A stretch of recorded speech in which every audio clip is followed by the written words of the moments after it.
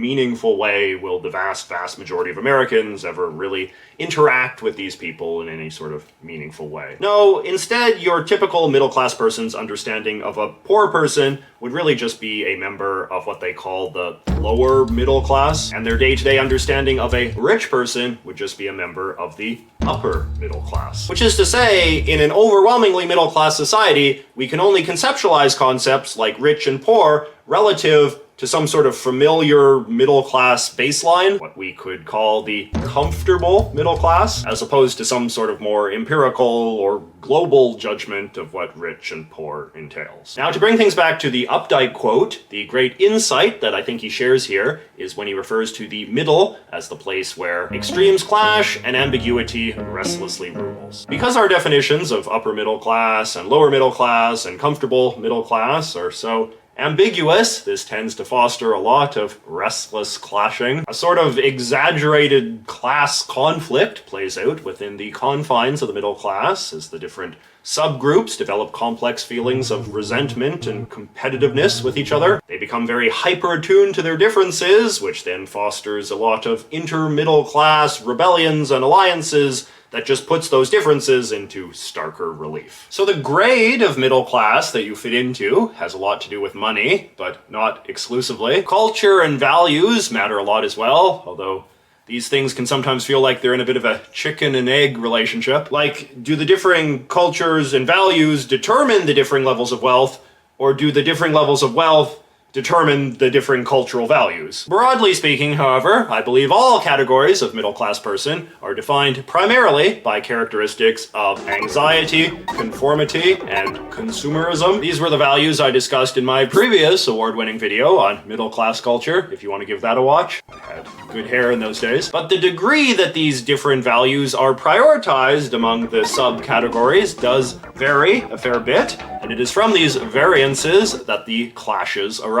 The so-called comfortable middle, for instance, is actually the most anxious because they are in the middle of the middle. They feel that their standing is the most precarious. They value their comfort, but worry a great deal about slipping down a peg in wealth or social standing. They thus tend to be the group that is most preoccupied with things like good manners and following the rules and obeying the law and saving money and staying out of physical danger and everything else they correlate with staying stable, safe, and comfy. This in turn can also make the comfortable middle class the most aggressively conformist, at least in the sense of being the most eager to embrace the values that they see being encouraged by authority figures and the media. The upper middles, by contrast, like to imagine themselves as being far less conformist than the comfortable middle. These days, upper middle class people tend to be primarily defined by the fact that they have college degrees, or especially postgraduate degrees, since gaining some sort of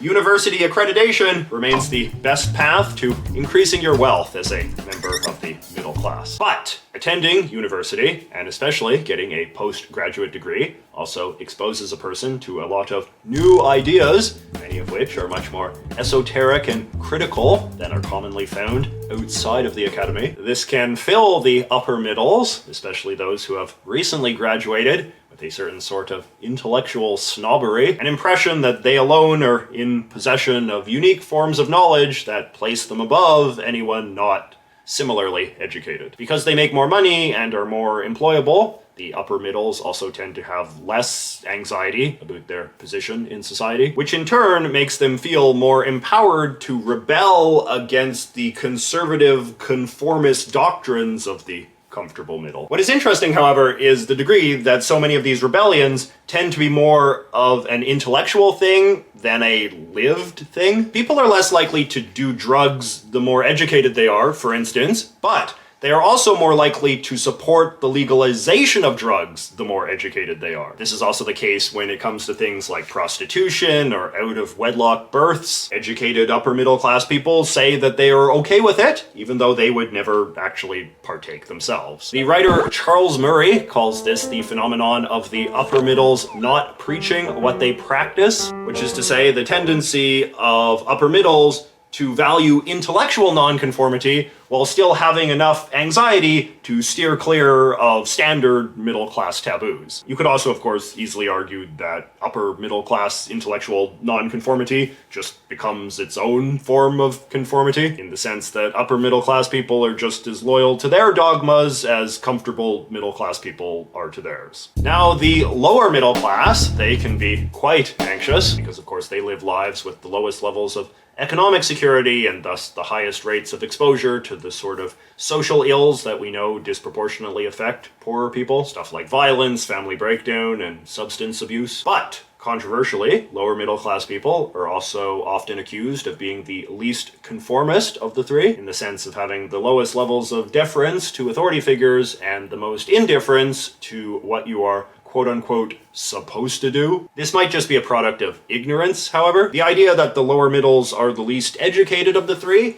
and thus the least likely to know or care why you're not supposed to do stuff like mouth off to cops or do drugs or whatever. A somewhat counterintuitive case can be made that the lower middles are the most consumerist of the three. Obviously, the less money you have, the less you can buy, but it is also true that the less money you have, the more of a thrill you get out of buying. And if you don't feel overly burdened by notions of having to be fiscally responsible or cheap, the way that comfortable middle-class people often are, it is a lot easier to just have fun shopping when you get the chance, and to buy things that bring maximum pleasure in terms of taste and looks and entertainment and so forth. It's often been said that a lot of modern American capitalism just panders to the lowest common denominator, which is really just a euphemistic way of saying the lower middle class. So things like junk food or action movies or rap music or other things that deliver the highest levels of sensory pleasure, we often tend to associate these with the somewhat hedonistic tastes of the lower middles. The social anxieties of the comfortable middle class, by comparison, may inspire them to view a lot of this stuff with a mix of care and caution. Like, they'll go and see the latest Marvel movie, but they might not put a metal poster of Tony Stark in the living room,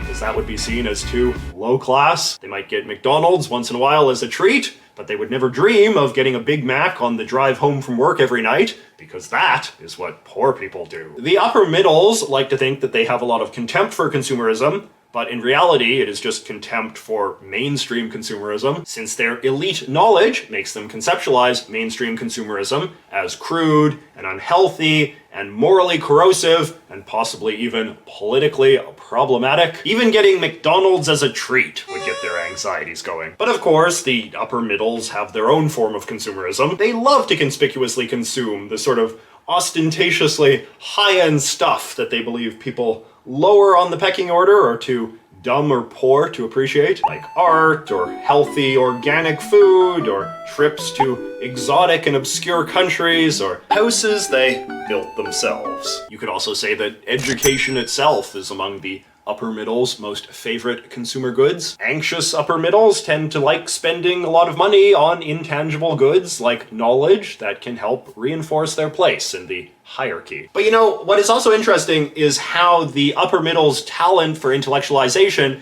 can cause some really interesting consumer tastes to develop. Like the other day, I saw this YouTube video all about ironic fashion, which as far as I can tell is when young upper middle class people wear clothing associated with the most crude and vulgar aspects of lower middle class culture. You know, like Crocs or t-shirts that say, "It's beer o'clock somewhere." In this case, you have an interesting synergy between the upper middle class desire to be non-conformist in order to reject the uptightedness of the comfortable middle, and then the oblivious nonconformity of the lower middle. In other words, while the comfortable middles often hate and fear the lower middles because they worry they are in danger of becoming them, the upper middles are insulated enough to be able to view the lower middles as a source of whimsy or amusement. I've seen a similar thing happen in US politics as well. Intellectuals with the most extreme political opinions often seem to be disproportionately upper middle class, since being free to engage with